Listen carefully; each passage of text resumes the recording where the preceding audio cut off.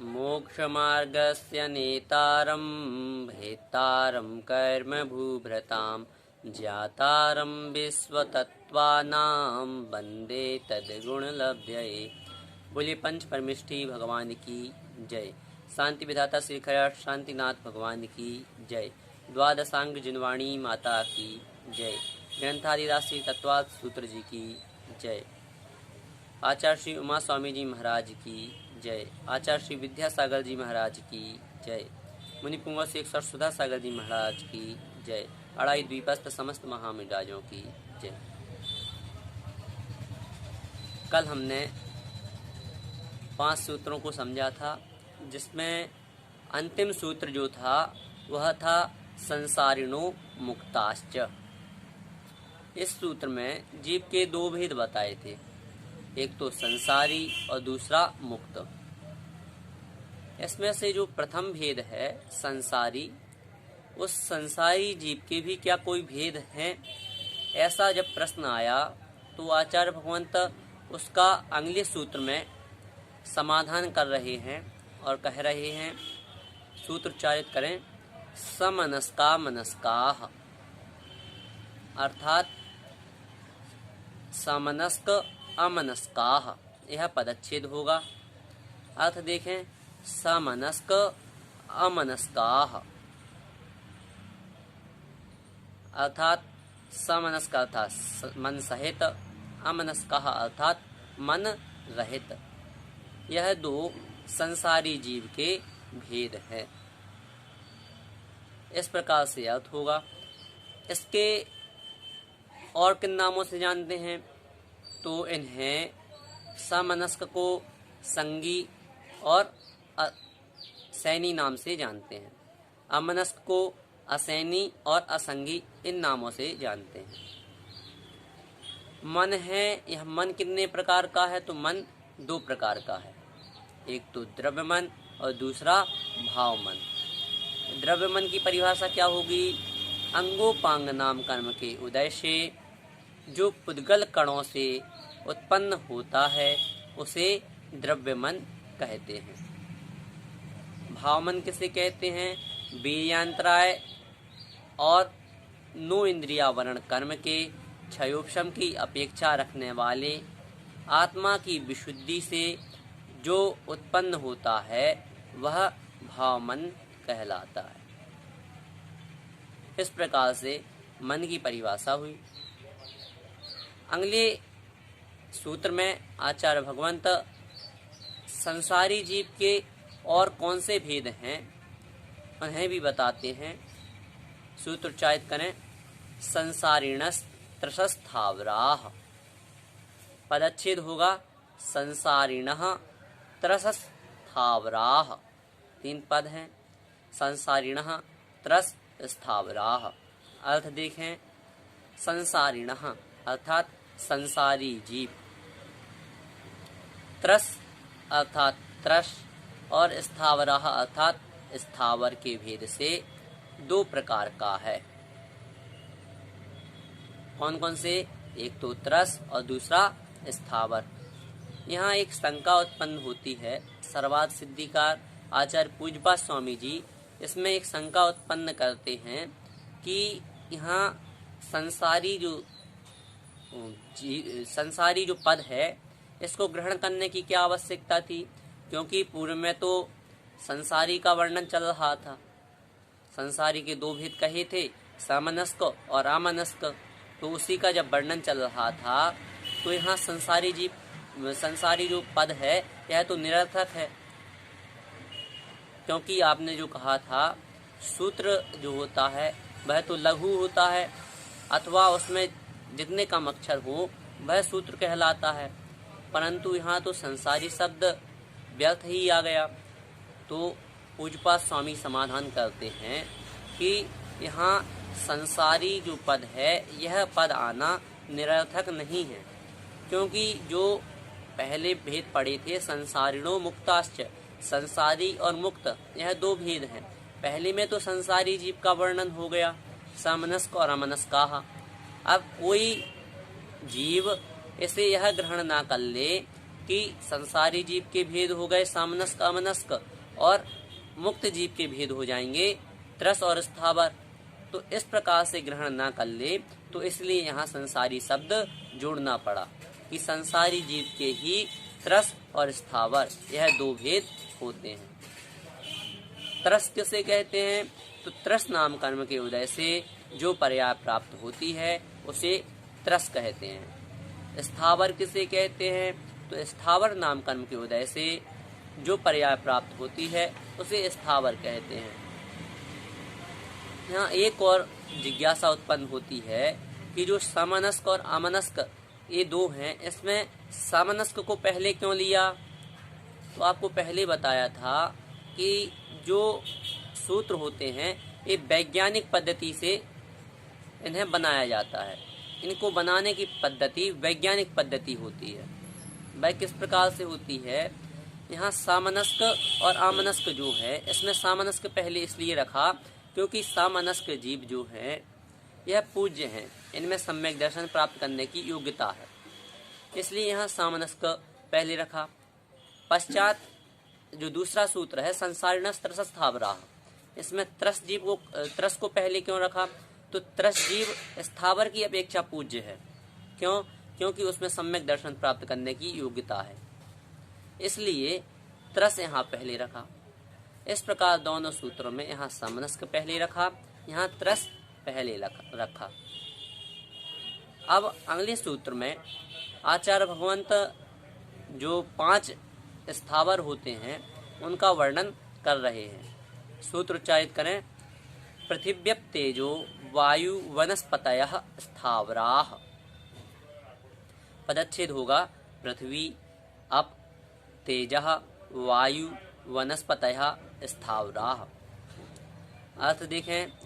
पृथिव्यप तेजो वायु वनस्पतयः अर्थात पृथ्वी अर्थात पृथ्वी का एक, अप अर्थात जल का एक, तेजः अर्थात अग्नि का एक, वायु अर्थात वायु का एक, और वनस्पतयः अर्थात वनस्पति का एक। स्थावराः यह 5 स्थावर जीव के भेद हैं। संपूर्ण अर्थ होगा पृथ्वी का एक, जल का एक, अग्नि का एक, वायु का एक और वनस्पति का एक। यह 5 स्थावर जीव के भेद हैं। स्थावर किसे कहते हैं? तो उसे हमने समझा था कि स्थावर नाम कर्म के उदय से जो पर्याय प्राप्त होती है उसे स्थावर कहा जाता है। अब जो ये 5 हैं इनमें भी 4 भेद होते हैं। वह किस अपेक्षा से? तो पहला तो होता है, सबसे पहले हम समझें पृथ्वी कायक को। तो पृथ्वी कायक और पृथ्वी जीव। इसी प्रकार जल में जल, जल काय, जल कायक और जल जीव। अग्नि में अग्नि, अग्नि काय, अग्नि कायक, अग्नि जीव। वायु में वायु, वायु काय, वायु कायक, वायु जीव। वनस्पति में वनस्पति, वनस्पति काय, वनस्पति कायक, वनस्पति जीव। इस प्रकार से इनके 4 भेद होते हैं। इन सभी के हमने 4 जो भेद किए थे उनके लक्षण को जानते हैं। सबसे पहले पृथ्वी कायक के भेद किए थे। तो उसमें सबसे पहला जो था पृथ्वी। पृथ्वी किसे कहते हैं? तो जो अचेतन गुण वाली है, कठोर है तथा प्राकृतिक परिणमनों से बनी है, वह पृथ्वी है। पृथ्वी काय किसे कहते हैं? तो पृथ्वी कायिक जीवों द्वारा जो शरीर छोड़ दिया जाता है वह पृथ्वी काय कहलाता है। जैसे एक मनुष्य का शरीर होता है और वह मनुष्य जब अपने आत्म प्रदेशों को छोड़ देता है, उसके पश्चात जो शरीर उसका बचता है, उसी प्रकार से जब पृथ्वी कायिक अपने आत्म प्रदेशों को छोड़ देता है और उसके पश्चात जो शरीर बचता है वह पृथ्वी काय कहलाता है। पृथ्वी कायिक तो जो पृथ्वी रूप शरीर को ग्रहण किए हुए है वह पृथ्वी कायिक। और पृथ्वी जीव, तो पृथ्वी जीव उसे कहते हैं जो कार्माण काय योग में स्थित जिस जीव ने काय रूप शरीर को ग्रहण नहीं किया है अथवा पृथ्वी रूप शरीर को ग्रहण नहीं किया है, वह पृथ्वी जीव कहलाता है। इस प्रकार से पृथ्वी के जो चार भेद किए थे उनकी परिभाषा को समझा। इसी प्रकार से जो जल, अग्नि, वायु और वनस्पति, इन चारों के भेद हुए थे, इनके भी भेद इसी प्रकार से लगा लेना चाहिए अथवा इनकी परिभाषा को इसी प्रकार से हमें जान लेना चाहिए। पृथ्वी जल जो है वह प्राकृतिक परिणामों से बना है, वह जल है। जल काय, तो जल कायिक जीवों द्वारा जो शरीर छोड़ दिया जाता है वह जल काय। जल कायिक, तो जल ही जिसका शरीर है अथवा जो जल रूप शरीर को धारण किए हुए है वह जल कायिक। जल जीव कार्माण काय युग में स्थित जिस जीव ने अभी तक जल रूप शरीर को धारण नहीं किया है वह जल जीव है। अग्नि, तो अग्नि उसे कहते हैं जो प्राकृतिक परिणामों से बनी हुई है, वह अग्नि है। अग्निकायिक जीवों द्वारा जो शरीर छोड़ दिया जाता है वह अग्निकाय। अग्निकायिक, अग्नि ही जिसका शरीर है अथवा अग्नि रूप जो शरीर धारण किए हुए है वह अग्निकायिक है। अग्नि जीव कार्मण काय युग में स्थित जिस जीव ने अग्नि रूप शरीर को धारण नहीं किया है वह अग्निजीव कहलाता है। वायु जो प्राकृतिक परिणामों से बनी हुई है वह वायु है। वायु कायिक जीवों द्वारा जो शरीर छोड़ दिया जाता है वह वायु काय कहलाता है। वायु कायिक, वायु ही जिसका शरीर है अथवा जो वायु रूप शरीर को धारण किए हुए है वह वायु कायिक है। वायु जीव कार्मण काय योग में स्थित जिस जीव ने वायु रूप शरीर को धारण नहीं किया है वह वायु जीव कहलाता है। इसी प्रकार से वनस्पति कायिक, अर्थात वनस्पति जो प्राकृतिक परिणामों से बना है वह वनस्पति है। वनस्पति कायिक जीवों द्वारा जो शरीर छोड़ दिया जाता है वह वनस्पति काय है। वनस्पति कायिक, वनस्पति ही जिसका शरीर है अथवा जो वनस्पति रूप शरीर को धारण किए हुए है वह वनस्पति कायिक है। वनस्पति जीव वह है जो कार्माण काय युग में स्थित जिस जीव ने अभी तक वनस्पति रूप शरीर को धारण नहीं किया है वह वनस्पति जीव कहलाता है। इस प्रकार से यह जो 5 वेद हैं यह स्थावर जीवों के कहे गए, इन्हें हमने समझा। अब अगले सूत्र में आचार्य भगवंत त्रस जीव के भेद कह रहे हैं। सूत्र का उच्चारण करें। द्विन्द्रियादयस्त्रसाः, पदच्छेद देखें। द्विन्द्रिय आदयः त्रसाः, अर्थ होगा द्विन्द्रिय अर्थात 2 इंद्रिय, आदयः अर्थात आदि, त्रसाः अर्थात त्रस जीव हैं। संपूर्ण अर्थ देखें। 2 इंद्रिय आदि त्रस जीव हैं। 2 इंद्रिय से आदि मतलब कि इंद्रियां कितनी होती हैं वह आगे बताएंगे। तो इंद्रियां 5 होती हैं, स्पर्शन, रसन, घ्राण, चक्षु और श्रोत्र। एक इंद्रिय तो जो स्थावर जीव धारण किए हुए हैं उन्हें पहले समझ आए। तो अब जो 2 इंद्रिय से आदि लेकर जितनी इंद्रियां होती हैं उतने कौन कहलाते हैं? त्रस जीव, अर्थात 2 इंद्रिय, 3 इंद्रिय, 4 इंद्रिय और 5 इंद्रिय जीव त्रस जीव कहलाते हैं। अच्छा, 10 प्राणों की अपेक्षा से इन्हें जाने।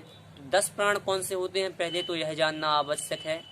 तो 10 प्राण में से इंद्रिय, बल, आयु और श्वासोच्छ्वास। इंद्रिय कितनी? इंद्रियां 5, बल 3, आयु और श्वासोच्छ्वास, इस प्रकार 10। बल अर्थात होता है मन, वचन, काय।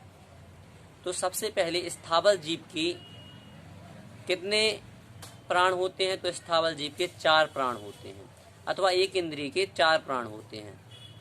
एक इंद्रिय, एक बल, एक आयु और एक श्वासोच्छ्वास। एक इंद्रिय में स्पर्शन इंद्रिय, एक बल में काय बल, मन और वचन उनके नहीं होता है। तो काय बल, स्पर्शन इंद्रिय, आयु और श्वासोच्छ्वास, इस प्रकार से 4 प्राण एक इंद्रिय जीव के हुए। 2 इंद्रिय जीव के 6 प्राण होते हैं। वह 6 प्राण कौन से हैं? तो 2 इंद्रियां, 2 बल, 1 आयु और 1 श्वासोच्छ्वास। 2 इंद्रियां स्पर्शन और रसना, 2 बल, यहाँ मन बल नहीं होता है, वचन बल और काय बल, और आयु और श्वासोच्छ्वास। इस प्रकार से 6 जो प्राण हैं यह 2 इंद्रिय जीव के होते हैं। 3 इंद्रिय जीव के 7 प्राण होते हैं। वह कौन से हैं? तो 2 इंद्रिय जीव से 1 इंद्रिय यहाँ बढ़ जाएगी। स्पर्शन, रसना और घ्राण जो है, घ्राण यहाँ बढ़ेगी, तो घ्राण इंद्रिय बढ़ने से यहाँ 7 भेद हो जाएंगे।